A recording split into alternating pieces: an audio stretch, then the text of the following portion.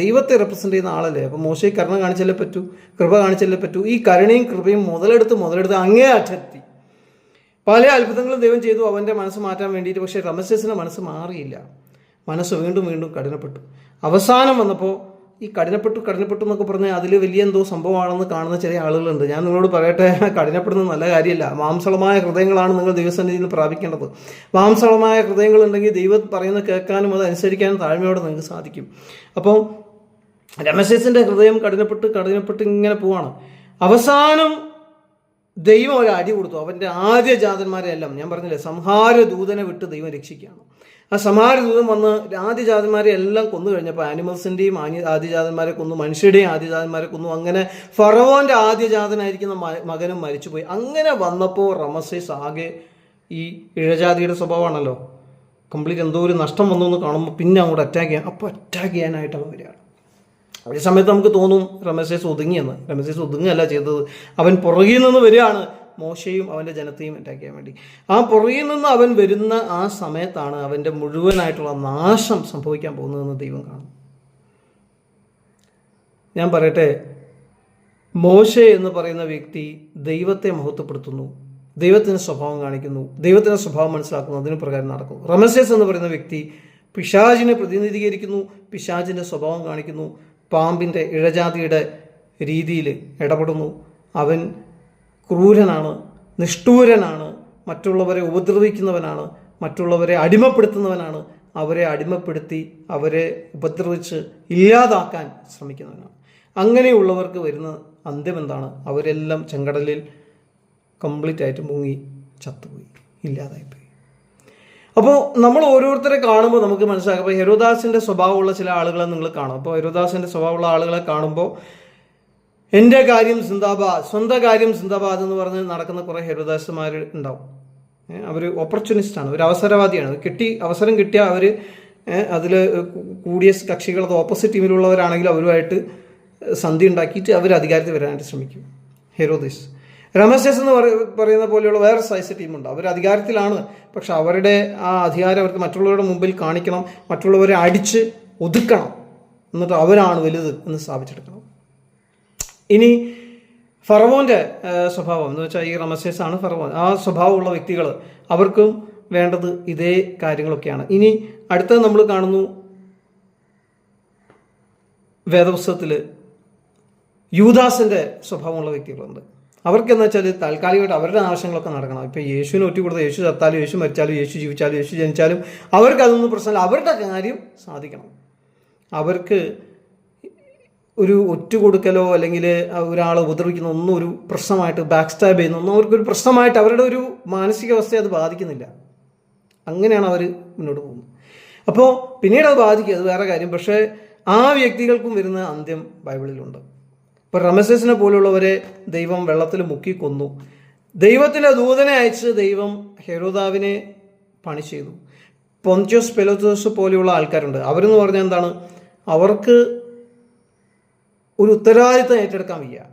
പക്ഷേ യേശുവിനെ വിട്ടയക്കാൻ അവന് ശക്തിയുണ്ട്. പക്ഷെ അവനത് ചെയ്തു കഴിഞ്ഞാൽ റോമൻ കൈസർക്ക് ഇഷ്ടപ്പെട്ടില്ലെങ്കിലോ, ഇവരെല്ലാവരും കൂടെ ഇനി കൈസറിൻ്റെ അടുത്തേക്ക് പോയിട്ട് പൊന്തിയോസ് പീലാത്തോസിനെതിരെ കംപ്ലൈൻറ്റ് കൊടുത്താലോ എന്ന് പേടിച്ചിട്ടാണ് അവന് യേശുവിന് വധശിക്ഷ കൊടുക്കുന്നത്. അതിന് മുമ്പ് കൈയൊക്കെ കഴുകുന്നുണ്ട്. എന്തിനാണ് കൈ കഴുകുന്നത്? എനിക്കിതിൽ പങ്കില്ല, ഞങ്ങളുടെ കുടുംബത്തിൽ പങ്കില്ല, റോമക്കാർക്ക് അങ്ങനെയൊന്നും പങ്കില്ല എന്നും പറഞ്ഞുകൊണ്ടൊന്നും ആവില്ല. ദൈവം കാണുന്നുണ്ട്. നിന്റെ അധികാരം നീ എങ്ങനെയാണ് വിനിയോഗിക്കുന്നത് എന്നത് ദൈവം കാണുന്നുണ്ട്. അവൻ ഈ കൈയൊക്കെ കഴുകുന്നു എങ്കിലും സ്വർഗത്തിലെ ദൈവം ഇതൊക്കെ കാണുമ്പം അവനെയും ഹെരോദേസിനെയും മറ്റുള്ളവരെയൊക്കെ നോക്കി, യൂദാസിനെയൊക്കെ നോക്കി ദൈവം ചിരിക്കുകയാണ്. കാരണം യൂദാസിന് വരാൻ പോകുന്ന അന്ത്യം എന്താണ്? അവൻ തന്നെ തൂങ്ങിച്ചാവും.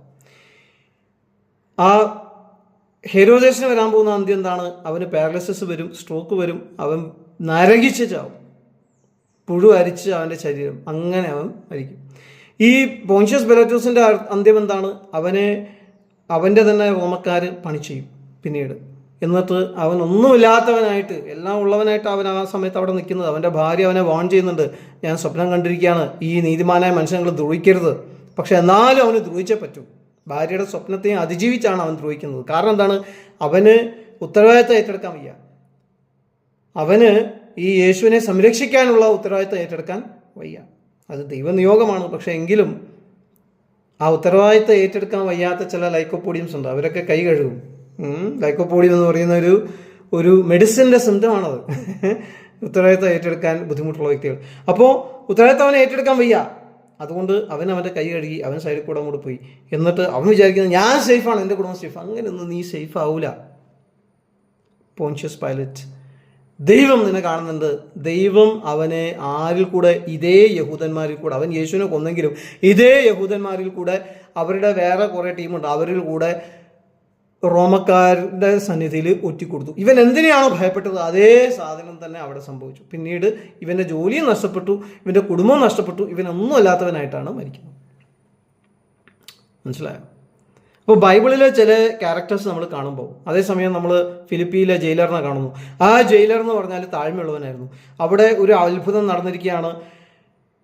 എന്താണ് അത്ഭുതം? നമ്മൾ പലപ്പോഴും വിചാരിക്കുന്നത് ഫിലിപ്പിയിലെ ജയിലിൽ ദൈവം ഭൂകമ്പം അയച്ച് ഇവരുടെ പൗലോസിൻ്റെയും ശീലാസിൻ്റെയും അവരുടെ കയ്യിലും കാലിലും ഉണ്ടായിരുന്ന വിലങ്ങും കാര്യങ്ങളൊക്കെ അഴിഞ്ഞു, അതാണ് അത്ഭുതം. അതല്ല അത്ഭുതം. അത്ഭുതം എന്ന് പറയുന്നത് ഇവർ ഓടിപ്പോയില്ല. പൗലോസും ശീലാസും അവരുടെ കൂടെ ഉണ്ടായിരുന്ന ആ നമ്മുടെ കാരാഗൃഹത്തിലുണ്ടായിരുന്ന ആളുകളൊന്നും ഓടിപ്പോയില്ല. അവരെല്ലാം അവിടെ തന്നെ ഇരിക്കുന്നു, പൗലോസ് പറഞ്ഞ് കേട്ടിട്ട്. പൗലോസിന് അത്രയും ഇൻഫ്ലുവൻസ് ഒറ്റ രാത്രി കൊണ്ട് അവിടെ ഉണ്ടായി. എന്നിട്ട് പൗലോസ് ഈ കാരാഗൃഹ പ്രമാണിയോട് പറയാണ്, നിങ്ങൾ നിങ്ങളെ തന്നെ ദ്രോഹിക്കരുത്. കാരണം ഈ ജയിലിൽ നിന്ന് ഇവരൊക്കെ രക്ഷപ്പെട്ട അയാൾക്ക് കിട്ടാൻ പോകുന്ന വധശിക്ഷയാണ്. നിങ്ങൾ നിങ്ങളെ തന്നെ ദ്രോഹിക്കരുത്. അപ്പോൾ അയാൾ അതിന് മുമ്പേ അയാളെ കൊല്ലാനായിട്ട് ശ്രമിക്കുകയാണ്. അപ്പോൾ അയാൾ അവിടെ തന്നെ മരിച്ചിട്ടുണ്ടെങ്കിൽ പിന്നെ അയാളുടെ കുടുംബത്തിന് അതിൻ്റെ ആയിട്ടുള്ള പ്രത്യാഘാതങ്ങളൊന്നും ഉണ്ടാവില്ല. അവർക്ക് അവരുടെ പെൻഷനും കാര്യങ്ങളൊക്കെ കിട്ടും. അതിനാണ് അവൻ അയാളെ തന്നെ കൊല്ലാനായിട്ട് നോക്കുന്നത്. ആ സമയത്ത് പൗലോസ് ഇവൻ്റെ ജീവൻ രക്ഷിക്കുന്നു, അവൻ്റെ ഫിസിക്കൽ ഭൗതിക ജീവൻ രക്ഷിക്കുന്നു എന്ന് മാത്രമല്ല അവനോട് കരുണ കാണിക്കുകയാണ്. ഇവർക്കൊക്കെ രക്ഷപ്പെടാനുള്ള മാർഗ്ഗമാണത്. ഇതിൽ പലരും വധശിക്ഷ കിട്ടാൻ പോകുന്ന ആളുകളും ചിലപ്പോൾ ഉണ്ടാവും. ചിലപ്പോൾ ഇവർ പിന്നീട് വധശിക്ഷയിലേക്ക് ഇവരുടെ വിധിയാകും. അങ്ങനെയൊക്കെയുള്ള ആളുകളുണ്ട്. അവർക്ക് രക്ഷപ്പെടാമായിരുന്നു, പക്ഷെ അവർ രക്ഷപ്പെടുന്നതിന് പകരം അവിടെ നിൽക്കുകയാണ്. പൗലോസിൻ്റെ സ്നേഹം, ആ ആത്മീയ സ്നേഹം, ദൈവത്തിൻ്റെ സ്നേഹം, ആ കരുതൽ, ആ കരുണ, ആ ദയ, അതാണ് ദൈവത്തിൻ്റെ സ്വഭാവം. മോശെ കാണിച്ചില്ലേ പല പ്രാവശ്യം രമേശേസിനോട്? ദയ, കരുണ, ആർദ്രത. അതേ കാര്യം തന്നെയാണ് പൗലോസ് കാണിച്ചത്. ദയ, ഫോർഗിവ്നെസ്, ആർദ്രത, ഈ കാര്യങ്ങൾ, ക്ഷമ, ഇതൊക്കെ പൗലോസ് അവിടെ കാണിക്കുമ്പോൾ നമ്മുടെ കാരാഗ്രഹ പ്രമാണിയുടെ മനസ്സ് കംപ്ലീറ്റ് അലിഞ്ഞു. കാരാഗ്രഹ പ്രമാണി അവിടെ ആ സ്നേഹത്തിന് മുമ്പിൽ കുമ്പിട്ടു. കാരാഗ്രഹ പ്രമാണി പറഞ്ഞു, ഞാൻ വാസത്തിൽ രക്ഷ പ്രാപിക്കാൻ ഞാൻ എന്ത് ചെയ്യണം എന്ന് വെച്ചാൽ അവൻ്റെ ജീവൻ എന്ന് രക്ഷപ്പെട്ടു. അവനെ തന്നെ കൊന്നില്ല. അവൻ്റെ ജോലിയും രക്ഷപ്പെട്ടു, അവൻ്റെ കുടുംബവും രക്ഷപ്പെട്ടു, എല്ലാം രക്ഷപ്പെട്ടു. പക്ഷെ എന്നാലും അവനൊരു രക്ഷ വേണം എന്ന് പറഞ്ഞാൽ അവന് മനസ്സിലായി, ഇവർ രക്ഷയെക്കുറിച്ച് പറയുന്ന ആളുകളാണെന്ന് പറഞ്ഞിട്ടാണല്ലോ ഇവരെ കാരാഗ്രഹത്തിലേക്ക് അടച്ചത്. അതിൻ്റെ കേസും കാര്യങ്ങളൊക്കെ ഇയാൾ നന്നായിട്ട് വായിച്ചിട്ടുണ്ട്. ഇയാൾക്കറിയാം രക്ഷയെക്കുറിച്ച് ഇവർ പ്രസംഗിക്കുന്നു, അത്യുന്നതനായ ദൈവത്തെക്കുറിച്ച് ഇവർ പ്രസംഗിക്കുന്നു എന്നൊരു വെളിച്ചപ്പാടത്തി ഉറക്കെ വിളിച്ചു പറഞ്ഞപ്പോൾ അവളുടെ അകത്തുണ്ടായിരുന്ന ഭൂതത്തെ പുറത്താക്കിയ കേസിലാണ് ഇപ്പോൾ പൗലോസ് അകത്ത് കിടക്കുന്നത്. നല്ല കാര്യമാണ് ആ സ്ത്രീക്ക് ചെയ്തത്, അവളുടെ അകത്തുണ്ടായിരുന്ന ഭൂതത്തെ പുറത്താക്കിയത്. പക്ഷെ ആ ഭൂതം വിട്ടുപോയപ്പോൾ പല ആൾക്കാർക്കും അവരുടെ ഇൻകം സോഴ്സ് നഷ്ടപ്പെട്ടു. കാരണം ഈ ഭൂതത്തെ ഉപയോഗിച്ചുകൊണ്ടാണ് അവർ വെളിച്ചപ്പാടും പരിപാടിയും ഒക്കെ നടത്തിക്കൊണ്ടിരുന്നത്. ആ പരിപാടി ഇപ്പോൾ നടക്കാതായി. അപ്പോൾ അവിടെ ഉണ്ടായിരുന്ന റിലീജിയസ് അതോറിറ്റീസ്, മതപരമായ അവരുടെ നേതാക്കന്മാർ, അവരെല്ലാവരും കൂടെ പൗലോസിനെ പിടിച്ച് ഇവിടെ ഏൽപ്പിച്ചു, ജയിലിലാക്കി. അപ്പോൾ അത്യുന്നതനായ ദൈവത്തെക്കുറിച്ച് സംസാരിക്കുക, അത്യുന്നതനായ ദൈവത്തിൻ്റെ പാട്ട് പാടിക്കൊണ്ടിരിക്കുക. പൗലോസ് അവിടെ ഇരുന്ന് ക്യാമറ ഡാൻസ് കാണുകയല്ല, നമ്മുടെ ജയിലിലിരുന്നുണ്ട്. അവൻ അവിടെ ദൈവത്തിൻ്റെ ആത്മീയ ഗാനങ്ങൾ പാടുന്നു, അവൻ ദൈവത്തിൻ്റെ വചനം പ്രസംഗിക്കുന്നു. ഇതൊക്കെ ചെയ്തുകൊണ്ടിരിക്കുമ്പോൾ ഇയാൾക്കറിയാം എന്താണ് സംഭവിക്കുന്നതെന്ന്. അപ്പോൾ നമ്മുടെ കാരാഗ്രഹ പ്രമാണി ഉടനെ പൗലോസിനോട് ചോദിച്ചു, പൗലോസേ, രക്ഷ പ്രാപിക്കാൻ ഞാൻ എന്ത് ചെയ്യണം? പിന്നീട് ഇതേ പ്രമാണി തന്നെ പൗലോസിൻ്റെ വ്രണങ്ങളൊക്കെ കഴുകുന്നു. ഇയാളാണ് അടിച്ചത് എന്ന് മാത്രമല്ല, അവന് നല്ല ഒരു യാത്രയപ്പ് കൊടുക്കുന്നു. അവൻ പറഞ്ഞ മാർഗപ്രകാരം ആ കാരാഗ്രഹ പ്രമാണിയുടെ മുഴുവൻ കുടുംബവും കർത്താവ് യേശുക്രിസ്തുവിനെ സേവിക്കും. അപ്പോൾ പല രീതിയിലാണ് പ്രതികരണങ്ങൾ വരിക. അപ്പോൾ ഇവിടെ ഈ താഴ്മയോടെ പ്രതികരിച്ച ആ കാരാഗ്രഹ പ്രമാണി രക്ഷപ്പെട്ടു. എന്നാൽ റമസേസിന് എന്ത് സംഭവിച്ചു? പീലാത്തോസിന് എന്ത് സംഭവിച്ചു? ഹെരോദേസിന് എന്ത് സംഭവിച്ചു?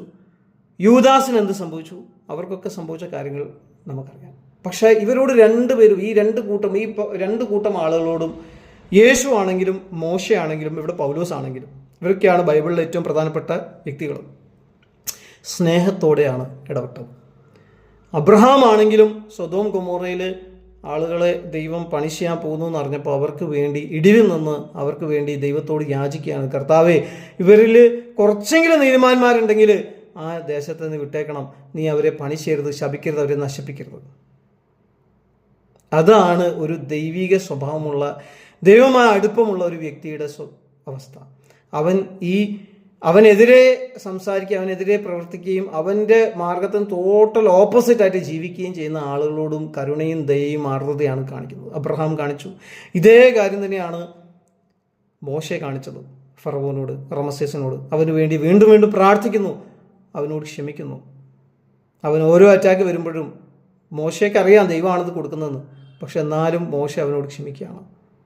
അവൻ മാനസാന്തരപ്പെടുന്നു എന്ന് വിചാരിച്ചിട്ട്. പക്ഷെ അവൻ മാനസാന്തരപ്പെടുകയല്ല, അവൻ ഈ പാമ്പിനെ പോലെ ഇങ്ങനെ പതുങ്ങിയിരിക്കുകയാണ്. കുറച്ച് കഴിഞ്ഞാൽ വീണ്ടും അവൻ അറ്റാക്ക് ചെയ്യാൻ വരും. അങ്ങനെ അറ്റാക്ക് ചെയ്ത് അവൻ ചാവും, അത് നമുക്കറിയാം. ഇനി ഹെരോദേസ്, അങ്ങനെയുള്ള ആളുകളോട് പൗലോസ് കാണിച്ച് യേശുക്രിസ്തു വരെ കാണിച്ച ദയ നമുക്ക് കാണാനായിട്ട് സാധിക്കും. യേശുക്രിസ്തു വിചാരിച്ചിരുന്നെങ്കിൽ അന്ന് ക്രൂശിൽ കിടക്കുന്ന സമയത്ത്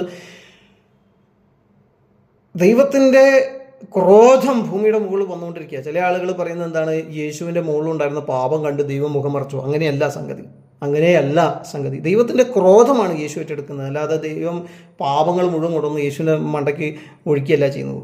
യേശു ഒരിക്കലും പാപിയായി തീർന്നിട്ടില്ല, യേശു ഒരിക്കലും പാപം ചെയ്തിട്ടില്ല. ദൈവം പാപങ്ങൾ യേശുവിന് മുകളിൽ ഇട്ടിട്ടുമില്ല. ഇത് തെറ്റായ പഠിപ്പിക്കലാണ്. പാപത്തിൻ്റെ ശിക്ഷയാണ് യേശുവിന് കിട്ടിയത്.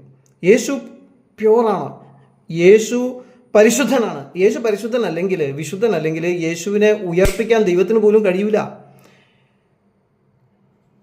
പീലാത്തോസിന്റെ ആ ന്യായവിധി പ്രസ്താവന, യേശുവിനെ ക്രൂശിൽ ഏൽപ്പിക്കണം എന്ന് പറയുന്നത് തെറ്റാണ് എന്ന് സ്ഥാപിച്ചുകൊണ്ടാണ് ദൈവം അവനെ മൂന്നാം നാൾ ഉയർത്തെഴുന്നേൽപ്പിക്കുന്നത്. ദൈവം പറയാണ്, ഇവനിൽ പാപമില്ല. പാപമുള്ളവനെ മരിക്കാൻ പാടുള്ളൂ, പാപം ചെയ്ത ദേഹി മരിക്കും, പാപമില്ലാത്തവന് ഉയർത്തെഴുന്നേൽക്കും. അപ്പോൾ പാപമില്ലാത്തവനാണ് യേശു ക്രിസ്തു. അവൻ മരിക്കാനേ പാടില്ല, പക്ഷെ അവൻ മരണത്തിന് അവന്